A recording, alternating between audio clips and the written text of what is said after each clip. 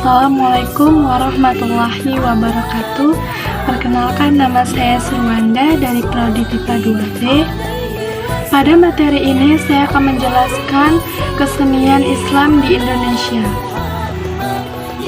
Alhamdulillahirabbil alamin, wassalatu wassalamu ala asrofil anbiya'i wal mursalin wa ala alihi wa ashabihi ajmain. Amma ba'du. Pertama-tama marilah kita panjatkan puja dan puji syukur atas kehadiran Allah Subhanahu wa taala. Shalawat serta salam kita ucapkan kepada junjungan Nabi besar Muhammad SAW.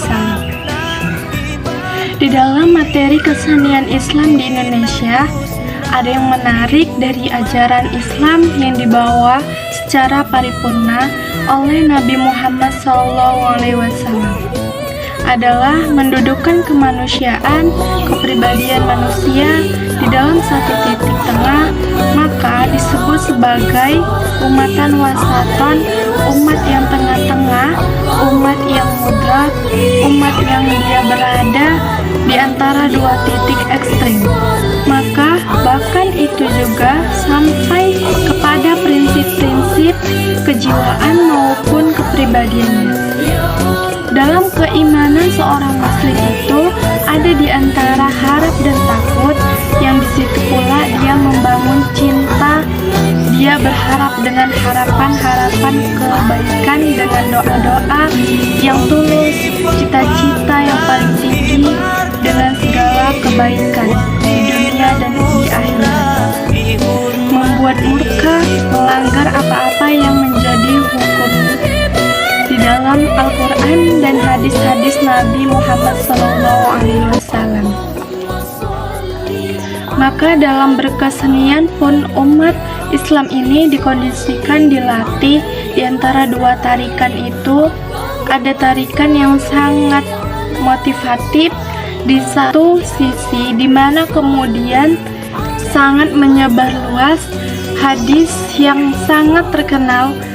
Nabi Muhammad SAW mengatakan, Innallaha jamilun yuhibbul jamala. Sesungguhnya Allah itu zat yang maha indah, dia mencintai keindahannya. Maka hadis itu menjadi motivasi yang sangat kuat bagi umat Islam untuk mengekspresikan rasa mencari puncak keindahan yang bisa dinikmati oleh citra rasa dan karsa. Ada beberapa bentuk kesenian Islam. Yang pertama, wayang. Yang kedua, hadroh dan sholawat kepada Nabi Muhammad SAW. Yang ketiga, qasidah. Yang keempat, tari zapin. Yang kelima, mauludan atau maulid.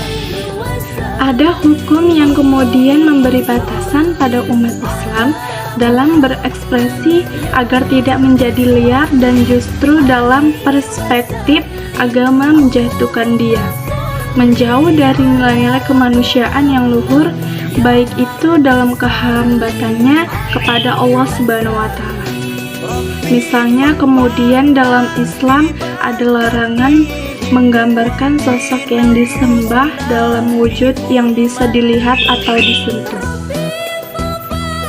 Demikian pula penghormatan pada sosok-sosok yang dimuliakan seperti para nabi dan para rasul untuk tidak ditampilkan dalam rupa. Pada masa Nabi Muhammad SAW, Islam bukan muncul dari ruang kosong di dalam memberikan apresiasi seni ataupun melahirkan karya seni baru. Yang namanya syair adalah salah satu produk kebudayaan dan kesenian Arab yang sangat masyhur pada saat itu. Sehingga misalnya Profesor Dr. Haji Abdul Malik Karim Abdullah pernah mengatakan, nabi-nabi dan rasul-rasul besar itu dihadirkan oleh Allah, maka dia dijadikan bintang di antara selebritis. Di zamannya Nabi Musa alaihissalam harus menghadapi para penyihir, maka mukjizat beliau bisa mengalahkan kerabiban atau kedukunan. Maka Mukjizat beliau bisa menyembuhkan yang buta, bisu, menghidupkan orang yang sudah mati, menyembuhkan orang sakit.